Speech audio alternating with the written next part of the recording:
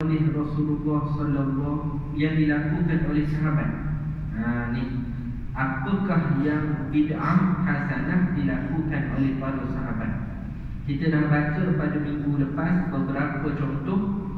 Hari ini kita tengok contoh yang kelima, iaitu seorang sahabat membaca surah Al-Ikhlas bersama surah lain selepas membaca Al-Fatihah dalam solat baginda bersabda memuji. Jadi ada suatu tempat yang mana jauh daripada Nabi SAW. Mereka ada masjid sendiri dan imam sendiri.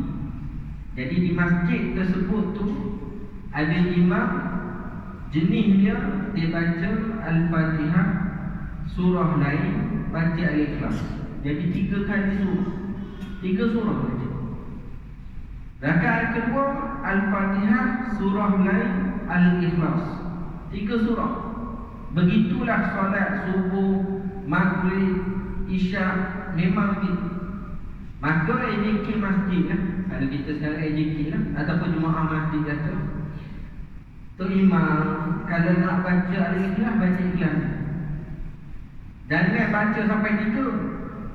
Ni dah 3 dah surah kamu baca ni memang sekian. Nak baca surah lain, baca surah lain sahaja. Nak baca Al-Ikhlas, baca Al-Ikhlas. Sebab dia memang tak tinggal. Surah kedua dia dah baca surah lain, tetapi dia tak tinggal Al-Ikhlas.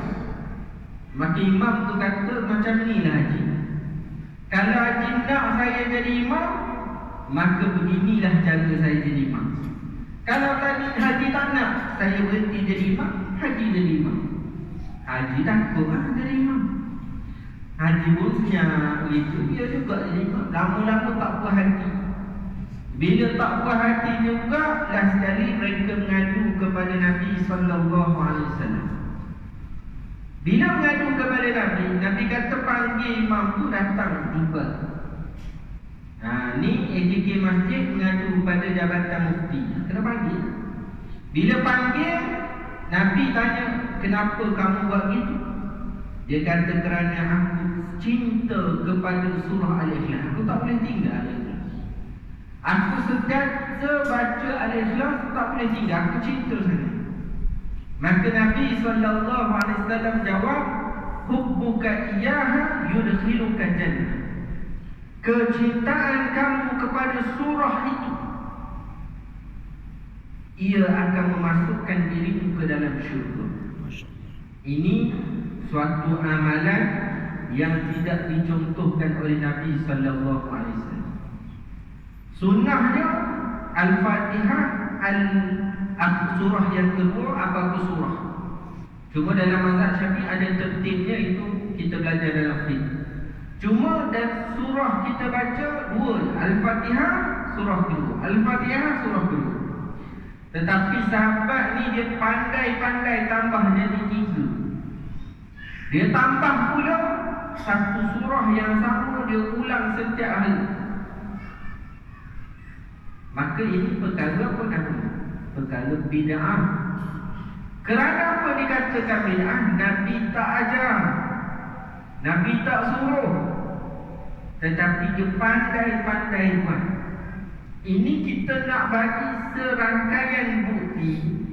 Ada banyak perkara yang mana sahabat dah faham asas agama itu, maka mereka membuat perkara-perkara yang Nabi tak perincikan. Dan apabila mereka buat satu perkara yang tidak diperincikan itu, ianya tidak dikatakan bid'ah. Inilah yang nak kita sampaikan. Memang dari sudut ilmu hadis kita kata ini sunnah takririyah, iaitu suatu pengakuan daripada Nabi SAW, maka dia jadi sunnah. Tetapi yang kita nak sebut di sini, sahabat tu pandai-pandai buat. Nabi tak suruh, Nabi tak ajar, dia pandai-pandai. Buat pandai-pandai di sini bukan kata bermain-main, try and error, tak. Maksudnya apa? Maksudnya para sahabat dah tahu yang mana boleh dibuat, yang mana tak boleh dibuat. Walaupun benda itu Nabi tak perincikan. Itu maksud pandai-pandai. Tak salah. Cuma sahabat dia tahu. Jika ditambah surah yang ketiga, tak salah. Nabi bangkang ke? Tak, Nabi tak bangkang. Bahkan Nabi kabarkan, uhubbuka iyyaha yudkhiluka jannah. Kecintaan kamu kepada ayat itu, surah itu, ia akan memasukkan kamu ke dalam syurga. Beza tak dengan orang sekarang? Beza. Sambut Maulidur Rasul bid'ah dalalah. Sesat, masuk neraka. Dalilnya apa? Dalilnya kullu muhdatsatin bid'ah wa kullu bid'atin dalalah wa kullu dalalatin finnar. Semua perkara Nabi tak buat itu bid'ah. Semua bid'ah itu sesat, dan semua yang sesat itu masuk dalam neraka. Itulah hadis yang menjadi jampi serapah pada zaman sekarang. Apa-apa amalan pakai hukum dengan satu hadis itu. Dia tak tengok lagi keluasan ilmu agama lain, dia tak tengok. Ilmu agama ni banyak. Usul fiknya kena dipertimbangkan, qawaidnya perlu dipertimbangkan, ijtihad para ulama, usul tarjih, banyak benda kena dipertimbangkan baru keluar hukum. Tapi orang zaman sekarang tak, dia pakai satu hadis boleh hukum semua amalan. Maka itu yang jadi masalah. Kita baca Yasin malam Jumaat, masuk neraka. Kita wirid selepas solat, masuk neraka. Kita baca doa sebelum makan, masuk neraka. Jadi dalam neraka nanti bila kita jumpa orang dalam neraka, kita tanya, kamu ni pasal apa masuk neraka? Aku berzina. Patutlah. Ni kamu ni pasal apa masuk neraka ni? Aku rompak. Oh, patutlah. Kamu ni pasal apa masuk neraka? Aku bunuh orang. Oh, patutlah. Lepas tu 3 orang bertanya, ni pakcik haji ni pasal apa masuk neraka? Aku wirid selepas solat. Wirid selepas solat masuk neraka. Adakah begitu cara Nabi ajar? Tak. Nabi panggil, boleh Nabi nak hukum? Boleh. Nabi hukum terus? Boleh. Tapi Nabi panggil orang nak kaji pasal apa yang dia baca. Adakah dia mewajibkan? Adakah dia menganggap itu adalah rukun? Dia nak kaji. Maka Nabi tanya, pasal apa buat ibadah ini? Pasal apa tambah surah Al-Ikhlas lepas daripada surah kedua? Maka dia kata, kerana aku cinta kepada surah ini. Adakah dia kata, oh yang tu perkara baru, aku tak suruh, bid'ah, sesat, masuk neraka? Tak. Sebaliknya, ironinya, Nabi kata, yudkhiluka jannah, masuk syurga dengan kecintaan itu. Ini antara dalil kecintaan kepada suatu benda yang baik boleh menyebabkan masuk syurga. Tuan-tuan tengok pada zaman sekarang, ada ustaz-ustaz mempertikaikan pakaian jubah, mempertikaikan pakaian serban, kopiah. Habis dia petikai, dia kata ni bukan sunnah. Kalau nak ikut pakai jubah, Abu Jahal pun pakai jubah, Abu Lahab pun pakai jubah. Kalau ikut pakai jubah kan? Sebab Nabi lahir dekat negara Arab, orang Arab semua pakai jubah. Munafik, para munafik semua pakai jubah. Orang-orang kafir semua pakai jubah. Habis tu kamu pakai jubah. Kami pakai jubah bukan sebab Abu Jahal. Kami pakai jubah bukan sebab Abu Lahab. Kami pakai jubah kerana cinta kepada Nabi. Nabi pakai jubah, kecintaan kami kepada Nabi, nak ikut apa yang Nabi pakai. Nabi pakai serban, kecintaan kami kepada Nabi, kami pakai seperti mana Nabi pakai.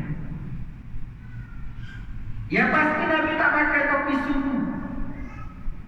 Yang pasti Nabi tak pakai pakaian barat. Kenapa yang tu kamu tak pakai? Tetapi bila ada pakaian-pakaian yang Nabi pakai, kita nak ikut Nabi. Kecintaan kita kepada Nabi, maka dia mendapat pahala. Macam ada ulama dia bincang sunnah tashri'iyah dengan sunnah ghairu tashri'iyah. Sunnah yang disyariatkan dan sunnah yang tidak disyariatkan. Tak ada masalah. Maknanya ada sunnah yang disyariatkan, makan tangan kanan, buat-buat perkara baik, cabut perkara yang mencederakan di atas jalan, itu sunnah yang disyariatkan. Tetapi ada sunnah yang tidak disyariatkan. Apa dia? Kopiah, rubah, serban, apa semua tu dia kata sunnah tidak disyariatkan. Para ulama mengatakan bahawa segala sunnah yang tidak disyariatkan mendapat pahala apabila kita buat kerana kecintaan kepada Nabi sallallahu alaihi wasallam. Seperti mana pada zaman sekarang, apabila seseorang itu mengidolakan orang lain, dia idolakan apa? Dia mengidolakan K-pop. Dia pakai pakaian K-pop. Ada orang mengidolakan apa? Dia mengidolakan Hindustan. Maka bila nikah dia buat tema Hindustan. Kenapa dia buat itu? Kecintaan, kegemaran dia, keseronokan dia di situ. Yang itu tak dapat pahala. Tetapi apabila kita cinta kepada Nabi sallallahu alaihi wasallam, kita buat ikut apa yang Nabi buat, maka itulah kecintaan yang mendapat pahala. Ibnu Umar radhiyallahu anhu, anak kepada Umar Al-Khattab, Abdullah bin Umar. Kalau dia tahu dah ada orang bertikai benda-benda macam ni, rasanya kena pukul. Ibnu Umar ni semua benda Nabi buat dia buat. Dan dia tahu itu tidak disyariatkan, tapi sebab dia cinta kepada Nabi, semua benda yang Nabi buat dia buat. Dia lalu satu tempat, dia tundukkan kepala. Orang tanya Ibn Umar, pasal apa kamu tunduk kepala? Tak ada apa tu. Dia kata masa zaman Nabi di sini ada dahan yang menghalang jalan. Maka Nabi lalu dalam keadaan menundukkan kepala. Aku ingat di sini Nabi tunduk kepala, maka aku jalan tunduk kepala. Itu lagi lah sunnah yang tidak disyariatkan. Inilah yang kita kata kecintaan. Sehingga apa yang Ibnu Umar buat, itu adalah apa yang dia tahu Nabi buat. Contoh, di dalam mazhab Hanafi dan Syafi'i dia ada perbezaan bila kena angkat tangan ketika takbir dalam solat, takbir iqamat.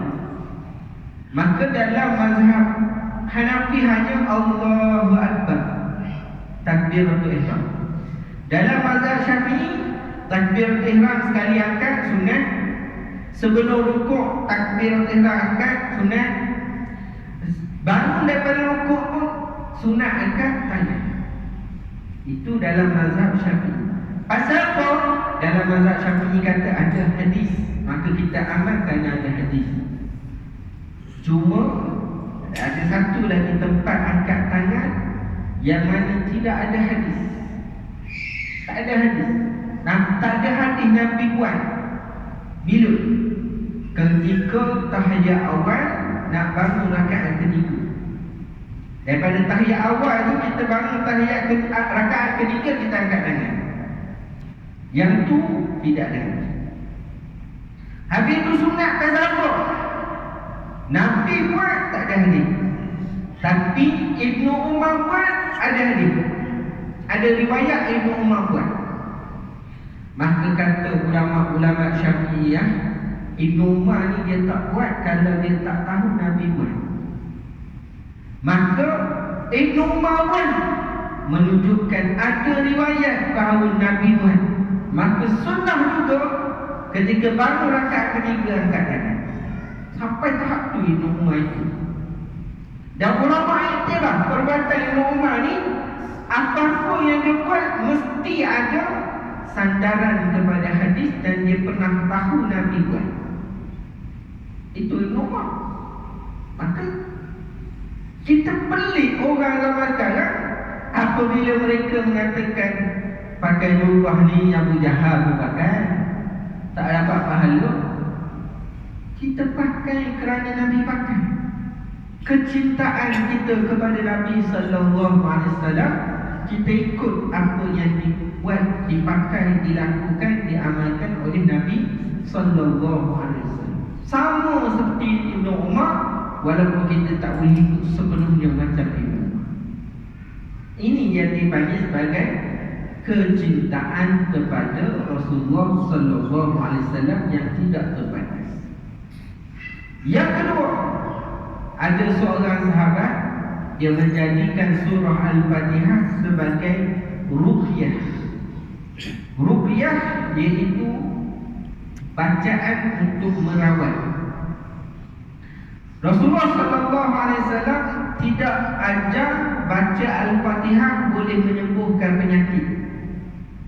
Tetapi ada seorang sahabat, dia lalu satu tempat, dia minta tolong dengan kampung tu.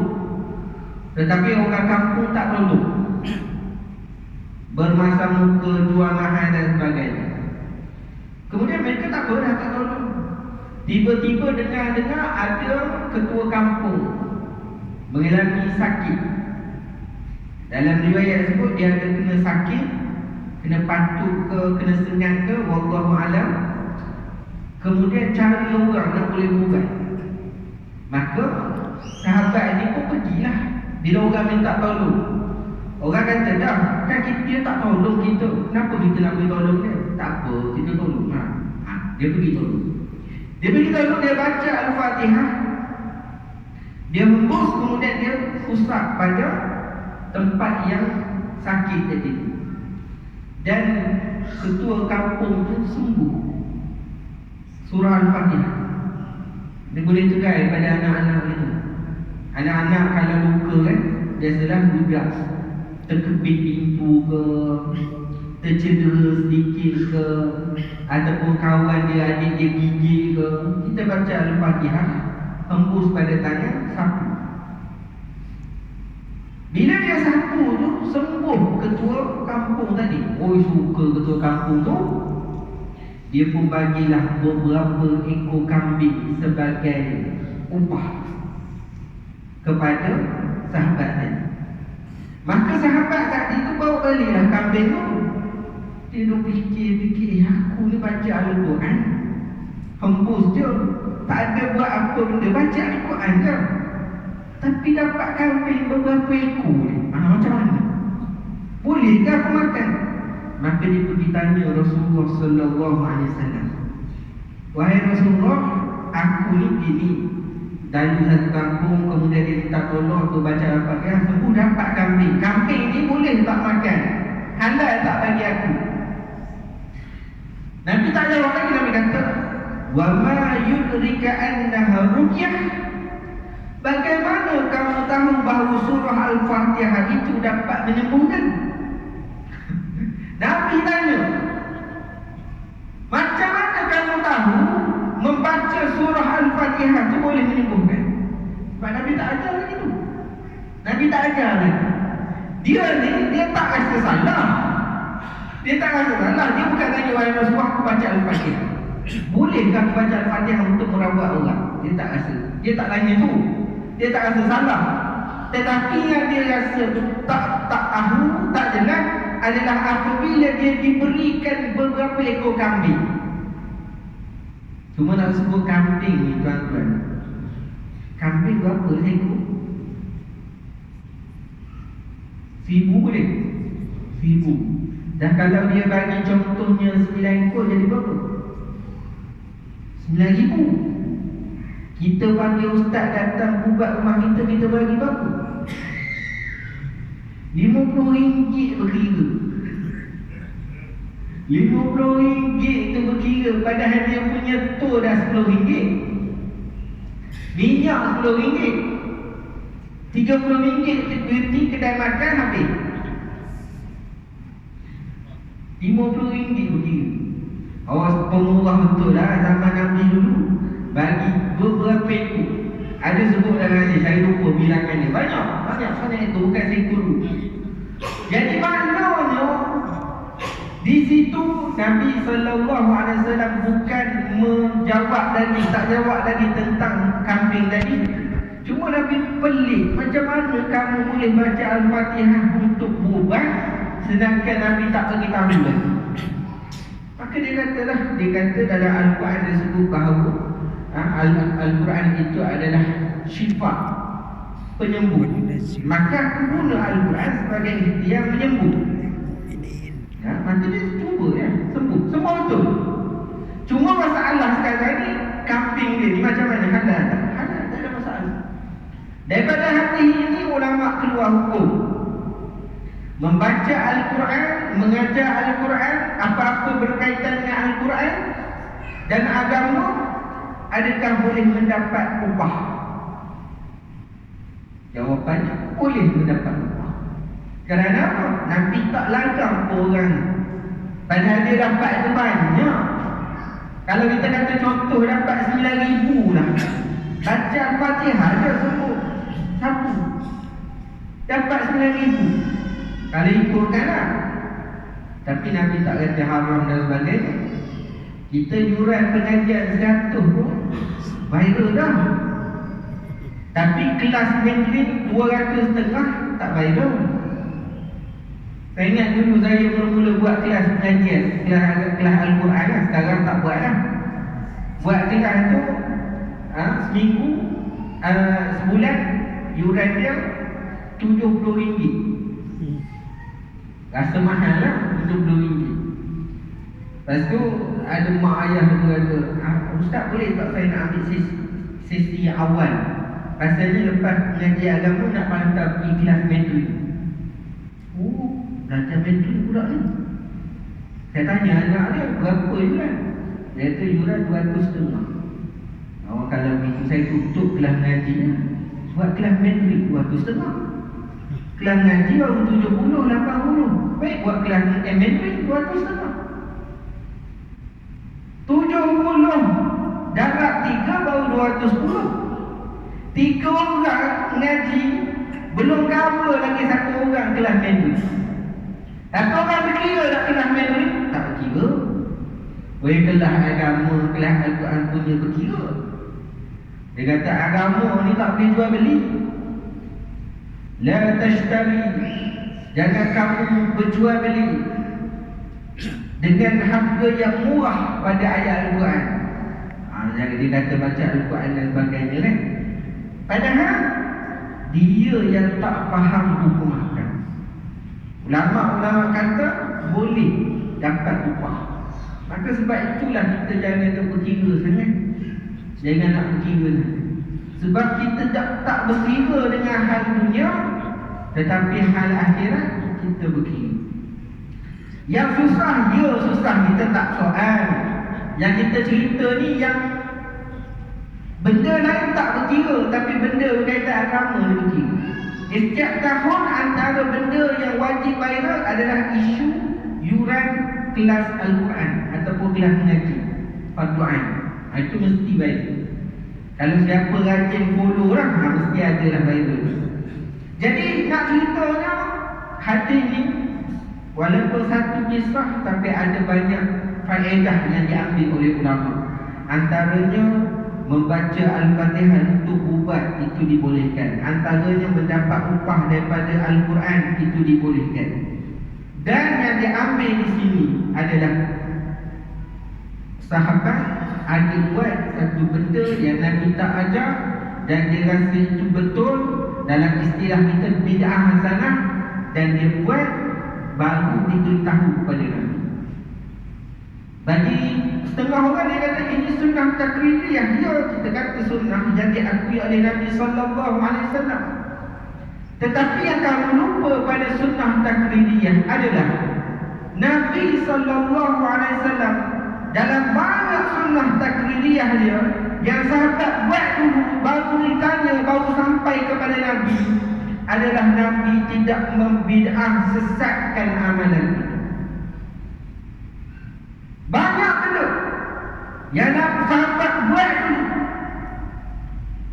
reka dulu, amal dulu, kemudian baru sampai kepada Nabi. Ini yang sampai.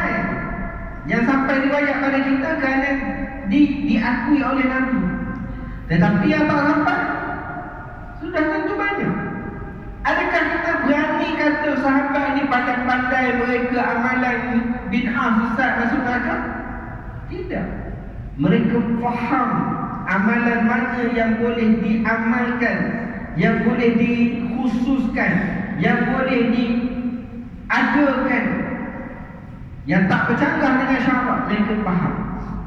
Maka bila mereka faham, itulah yang ulama juga faham, bahawa bid'ah itu ada dua. Bid'ah yang terpuji dan bid'ah yang terkeji.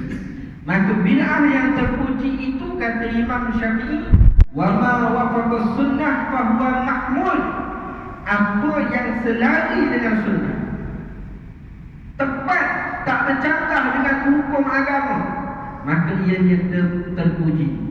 Dan apa yang bercanggah dengan hukum agama, maka ianya terkeji. Ini ulama dah faham. Dan kita pun faham, ahli sunnah wal jamaah faham. Apabila ada amalan tak canggah dengan syarak, boleh diamal. Contoh, kita dah hampir dengan Maulidur Rasul. Dekat dah kita dengan 12 Rabiul Awal ataupun bulan Rabiul Awal, bulan kelahiran Nabi sallallahu alaihi wasallam. Maka bila kita kata dekat dengan kelahiran, bulan kelahiran Nabi sallallahu alaihi wasallam, apa yang akan jadi polemik di negara kita? Isu sambutan Maulidur Rasul. Maka isu sambutan Maulidur Rasul tidak ada zaman Nabi. Dan adakah bila kita kata, oh tak ada zaman Nabi, bid'ah sesat masuk neraka? Begitu? Tidak. Tetapi kita tengok amalan tersebut, ulama dah tengok seperti mana Nabi sallallahu alaihi wasallam apabila sampai satu amalan, satu perbuatan yang dilakukan oleh sahabat tak diajar oleh baginda, Nabi teliti dahulu, soal dahulu, kaji dahulu, dan kebanyakannya Nabi benarkan. Maka demikian apabila suatu amalan seperti sambutan Maulidur Rasul, kita tengok apa yang ada dalam sambutan Maulidur Rasul. Baca sirah, baca hadis, selawat, ada jamuan makan, ada silaturahim. Yang mana tempat salah, tak ada salah, maka dibolehkan. Tapi kalau sambutan Maulidur Rasul tu, terutama di negara-negara luar, kita pun pelik macam mana sambutan Maulidur Rasul atas mentah perempuan untuk menari. Sambutan Maulidur Rasul atas mentah perempuan duduk menari, pakai tudung tapi menari geli. Opening gitu macam mana? Maka kalau begitu haram. Haram Maulidur Rasul ke haram yang perempuan geli? Perempuan yang nari itu haram. Maka ada dalam majlis Maulidur Rasul itu perkara haram, itu yang mengharamkan. Contoh, kenduri kahwin, sunat, dituntut dalam agama. Tetapi kalau kenduri kahwin yang membezakan di antara orang kaya dengan orang miskin, kenduri kahwin yang membezakan orang-orang, makanan untuk orang kaya lain, makanan untuk orang miskin lain, maka tak wajib kita penuhi jemputan tersebut. Itu baru sikit tu. Tapi kalau kenduri kahwin yang dihidangkan